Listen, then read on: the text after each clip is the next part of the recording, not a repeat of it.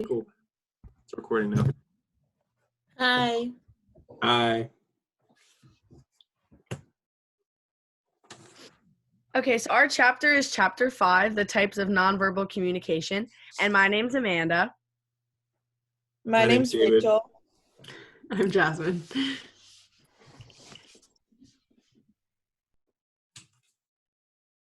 The general overview of types of nonverbal communication is that be powerful, but don't overstate. Nonverbal communication is important for being able to express oneself emotionally, being able to manage impressions, and build healthy relationships. There's been lots of studies that show that eye contact is important for emotional connection.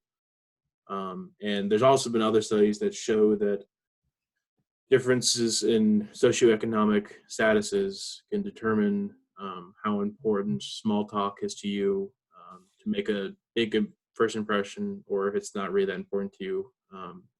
Generally, wealthier people don't really care about small talk or talking to someone, making an impression. People that are in poorer situations generally value making a great first impression to other people. And general and cultural culture and nonverbal communication. Differences in different cultures can lead to misunderstandings in the sense that different cultures have different greetings. Like some cultures have the handshake, like America does. Some cultures have the bowing greeting, which like some countries like China does. And there's lots of examples that show that sometimes that can lead to some people being offended, and that is important to realize. There is differences in cultures, and that take that in effect when you either you're talking or you don't communicating. Sorry. Distinction between verbal and nonverbal communication. So nonverbal communication is sharing meaning with others non-linguistically, for example, body language or facial expressions. So there are a number of channels. There are single channels and multi-channels. And verbal communication is single-channeled, while nonverbal communication is multi-channeled. For example, you can express anger verbally by saying, "I hate you," which is a single channel, while the same anger can be expressed non-verbally through multiple channels by shaking a fist, glaring, or extending a middle finger. There's a degree of ambiguity, and there's no such thing as reading a person like a book. So most people are unable to distinguish liars from people telling the truth. And for example, a review of 217 studies over a 60-year period involving tens of thousands of participants showed participants can only distinguish liars from truth tellers 55% of the time, and women are often better than men at distinguishing lying through the body language. And discrete versus continuous. Verbal communication has discrete beginnings and endings, while nonverbal communication has no discrete beginnings and endings. We continuously send messages for others to perceive, even if we wish not to do so. So, for example, a man who was on trial for manslaughter decided to sit expressionless in the court, so he's not providing any beginning or end to his communication. He's just sitting there emotionless, and the jury still saw him as who was unremorseful and unpleasant in his demeanor, so they saw his body language as being bad, even though he wasn't doing anything. So different ways verbal and nonverbal codes interconnect. The first one is repetition, and that's when nonverbal cues repeat the verbal message. So an example of that is when someone's professing their love for an individual and then hugging them afterwards. Accentuation is adding vocal emphasis to verbal messages. An example is, "Please don't touch anything in the store," and so they add "please" for the emphasis. Substitution is when a nonverbal cue replaces verbal messages. So someone could yawn and that could replace "I'm tired." Regulation is conversation regulated by nonverbal cues. So when you're talking in a group and you make eye contact in the direction of the person that's expected to speak next, so they know when to talk. And then contradiction is inconsistencies between verbal and nonverbal messages. And that's like saying, I love you, but then you're looking down or you have like a flat vocal tone. So for types of nonverbal communication, there's a lot of them. And for physical appearance, looks do actually matter. So for physical attraction, the beauty bias is a perceived advantage according to those who are viewed as attractive. For example, over the course of a working career, employees who are above average in looks are likely to earn about $230,000 more in wages.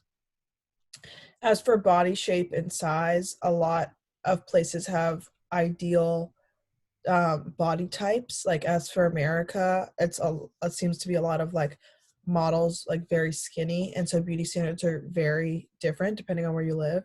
So in West Africa, where food is limited, it is attractive for women to be heavier because it shows wealth.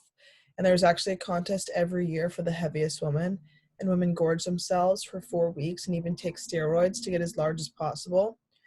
And as for body endorments, such as tattoos, tattoos can actually be the reason that you don't get the job. For example, many people view people with tattoos as being less attractive, less intelligent, and less healthy. While 22% of people aged 18 to 24 and 25% of people aged 24 to 29 do have tattoos. And clothing also has a say about who you are. Dress communicates social position, economic status, level of sophistication, social background, educational level, personal identity, credibility, even moral character, and religious affiliation. For example, the traditional burqa worn by Muslim women in many countries, which covers women from head to toe, making them unrecognizable, has become a symbol of women's subjunctive in the eyes of many people and nations. And as for hair has a large significance of self, and hair loss can be traumatic for women, and it affects their social life and their life with their spouse or partner. And for men, it can even make them suicidal. So the second part of types of nonverbal communication is facial communication, and eye contact is really important because it regulates conversation, turn taking, and it communicates involvement and interest. It can also like command attention or make someone seem intimidating. Facial expressions is also really important because how you react to the person you're talking to can be affected by their expression. So an example is if they're smiling, it can cue that the person exhibits friendliness and warmth and therefore is more approachable. Some gestural communications, there's 3. So manipulators are gestures made by one part of the body. They have no specific meaning and can be perceived as nervous, but can also indicate when a person is relaxed. And so an example is like when you're doing a speech and you're like fidgeting, that's an example of that kind of gesture. And illustrators are gestures that help explain what a person says to another person and are simultaneous with the verbal language. So like when you're talking to someone and then you like use your hands to express how you feel, that's an example of that. Emblems are gestures that have precise meaning separate from verbal communication. So in the United States, when you're like waving to someone, it usually means like hello or goodbye. Some other types of nonverbal communication is touch, and the significance of touch is that there's very important for development of children. Some children that don't get very much touch from mothers or caretakers generally grow up to be maladaptive or be quiet, and children that get very loving affection grow up to be normal, healthy children. Some types of touch are a functional professional touch, which is very professional from a patient to a doctor or a lawyer to a client. Another one is friendship warmth touch, which is the amount of touch needed for if it's okay. If too much touch might communicate to the other person that it's an awkward situation and it's unwanted, or too little touch might communicate that you're a little you're disinterested in the conversation or situation, or that you're avoiding them. Another one is sexual touch, which of course is just sexual touching. So touch taboos are some examples of those are strangers are the untouchables. So it's commonplace that you don't go up to a stranger and touch them, because no one really wants that from somebody they don't know. Another one is that you avoid interrupting a touching that's almost interrupting something. Like if you go up to your spouse and they're on the couch and they're watching TV, and then all of a sudden you give them a big hug and it's unwanted. So that's another example of such touch taboos. And for competence and touch, so how to deal with touching violations is use descriptive statements to identify your reaction and the behavior that ignited it. Another one is a brief apology that you follow your own touch violation. For voice communication, one important thing is paralanguage, also known as vocal cues. Those qualifiers are vocal characteristics, vocal segregates, and vocal qualifiers, which means what are the characteristics of your voice, what are the distinctions between what it could be and what couldn't be, and so on. Some more nonverbal types of communication is space communication, which is really about like distance and territory. So the word proxemics means the study of space communication and the influence distance and territory has on it.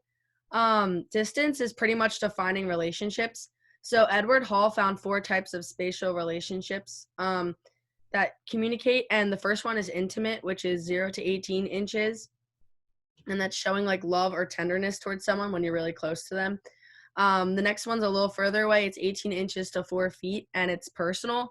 It's talking to people you're more like intimate with or close with, or like friends. The next one is social, which is like 4 feet to 12 feet, and it's for business talk or social conversations. And then the last one is being really far away from people, which is like 12 feet or more.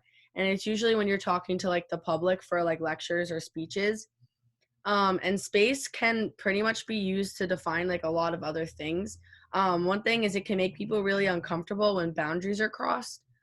This is why like an example would be in elevators, people can get awkward when they're all stuck in like a really small space because strangers are usually forced into this space.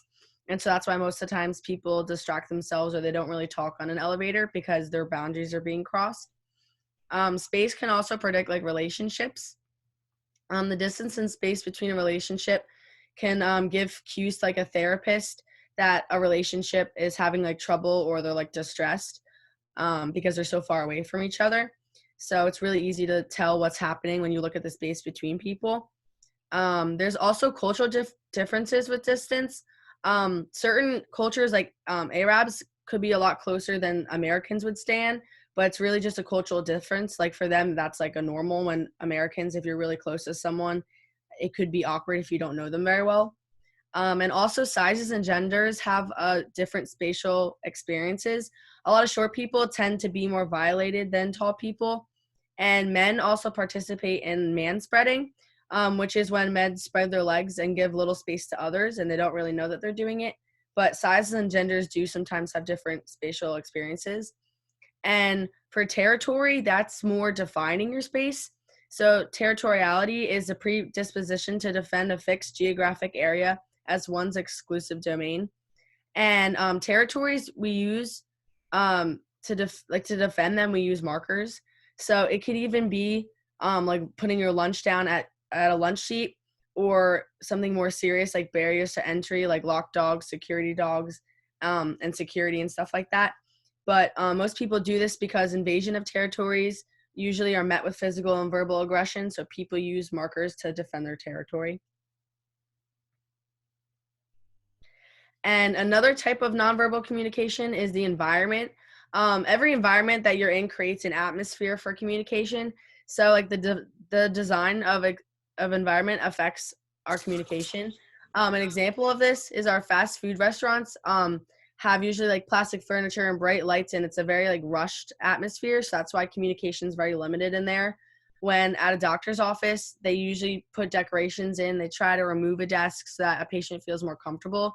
So the environment really affects how you talk to people and like where you are.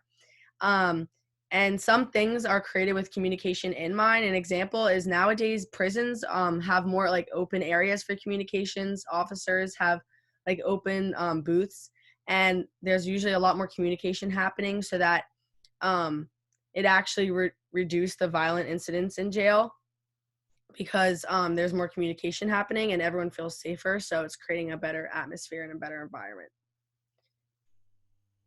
And communicating competently with nonverbal codes, there's a lot of steps to competent nonverbal communication. So like the first step would be to monitor nonverbal communication, really just like using your knowledge of nonverbal codes to monitor your own, like how you talk, how you like maintain eye contact and look at like the outcomes of other people talking to you.